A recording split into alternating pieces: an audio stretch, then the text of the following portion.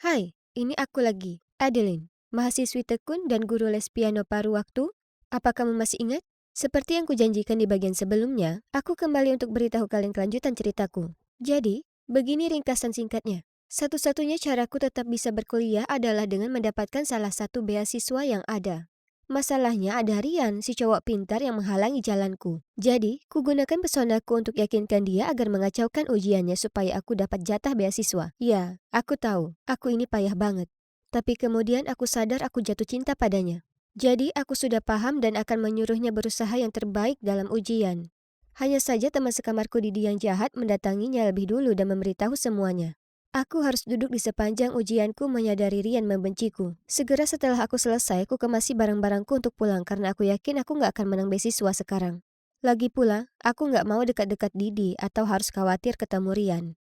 Saat ku seret koperku menyeberangi halaman kampus, kurasakan diriku ini penuh rasa sesal, kesedihan, dan aku merindukan Rian. Tiba-tiba aku merasakan sebuah pelukan dari belakang. Ada wangi yang familiar dan hangat suara berbisik di telingaku. Aku minta maaf, aku salah paham terhadapmu. Aku berurai air mata. Aku berbalik dan mendekapnya. Ternyata, tepat setelah ujian selesai, Bella, teman satu asramaku yang luar biasa, menemui Rian dan menjelaskan semua padanya. Aku merasa sangat beruntung punya teman baik hati sepertinya. Aku mengundang Rian datang mengunjungi kampung halamanku. Ibuku senang sekali melihatku mengajak cowok ke rumah. Dan walaupun kukatakan pada ibu kami hanya berteman saja, aku tahu ia nggak percaya itu. Karena rasa di antara kami begitu terlihat jelas. Ibu terlihat sangat puas dan bahkan berbisik di telingaku. Pilihan yang bagus, Eddie. Malam itu ibu memasak stik dan kentang dopinoa sebagai suguhan untukku dan Rian. Kami ngobrol riang dan ibu menaruh minat tulus pada Rian dan keluarganya. Dia menanyakan padanya pertanyaan biasa seperti kamu jurusan apa, tinggal di mana, orang tuamu kerja apa. Tapi saat Rian menyebutkan nama ayahnya, ibu menjatuhkan garpunya. Ibu bertanya lebih rinci dan kemudian wajahnya jadi pucat. Aku bertanya padanya apa ibu baik-baik saja dan ia beralasan agak lelah. Jadi ia menyuruh kami untuk melanjutkan makan lalu pergi ke kamarnya. Malam itu, setelah kutata tempat tidur di kamar tamu untuk Rian, aku menuju kamar ibu untuk bertanya apakah beliau sudah merasa baikan. Aku melihatnya duduk di sana memandang keluar jendela dan menangis. Aku memanggil, "Ibu, ada masalah apa, Bu?" Dia memandang lurus ke arahku, lalu berkata pelan, "Maaf, tapi kamu nggak bisa bersama Rian." Ini nggak masuk akal bagiku, karena sebelumnya dia bilang ia menyukai Rian. Jadi kutanyakan padanya, "Kenapa begitu, Bu?" Ibu sangat mendukungnya tadi. Kemudian ibu menggenggam tanganku saat memberitahuku kebenaran yang mengejutkan. Ayah Rian adalah pria yang membuat perusahaan ayahku bangkrut dan mengakibatkan ayah mengakhiri hidupnya sendiri. Ini nggak mungkin. Nggak mungkin seperti itu. Melihat air mata bercucuran di pipi ibuku, aku paham bahwa meskipun ini menyayat hati, tapi ini benar adanya. Rian bukan hanya cowok tampan yang kusuka, tapi dia juga anak putra dari musuh keluarga kami. Malam itu aku nggak bisa tidur. Bagaimana bisa semuanya bisa sangat kebetulan? Cinta kami sedang bersemi dan sekarang berada dalam situasi yang gak jauh berbeda dengan Romeo dan Juliet. Aku tahu memang bukan salah Rian kalau ayahnya adalah pebisnis yang gak punya hati. Tapi di waktu yang sama, bagaimana mungkin aku terus menemui cowok yang aku tahu adalah putra dari pria yang menyebabkan ayahku mengakhiri hidupnya. Apalagi gak mungkin juga orang tuanya bakal menerimaku kalau mereka tahu identitasku sebenarnya. Aku gak tahu gimana cara beritahu Rian kebenarannya. Maksudku, gak mungkin muncul begitu saja dan langsung memberitahunya kalau ayahnya pada dasarnya adalah seorang pembunuh. Gak, aku gak mau menyakiti Rian seperti itu. Keesokan paginya, Rian buru-buru pergi, sebab ayahnya menelponnya dan memberitahu ada kondisi darurat.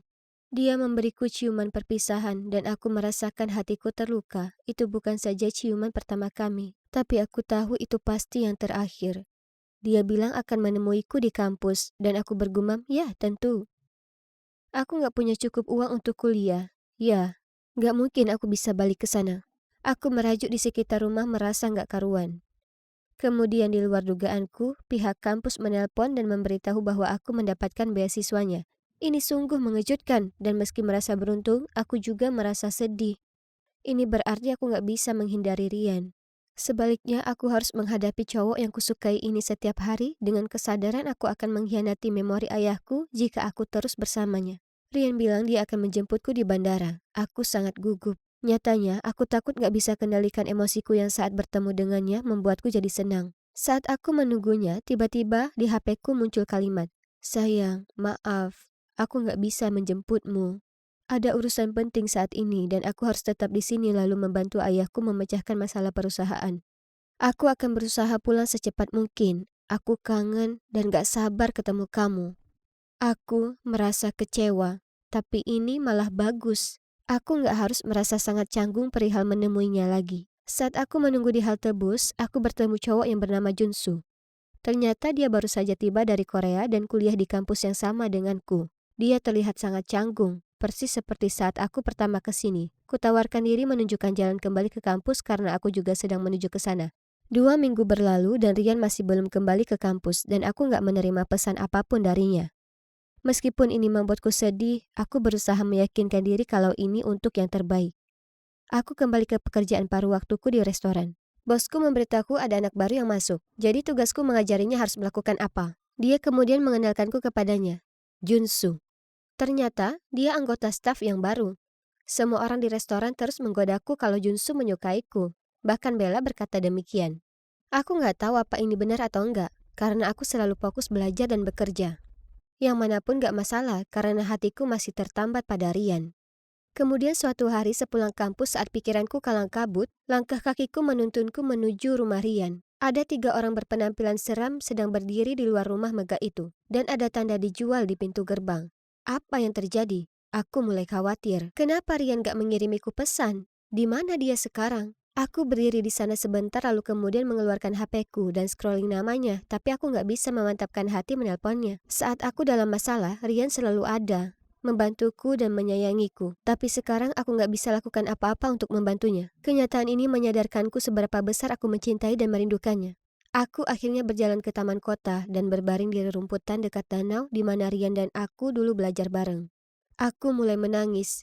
Saat itulah Junsu muncul. Ternyata dia sering datang ke sini untuk piknik. Dia duduk di sebelahku dan memberiku segelas soju dan beberapa daging kering yang lezat. Minuman ini luar biasa, kalau nggak bisa membuatmu ceria berarti nggak ada yang bakalan bisa. Dia tersenyum padaku.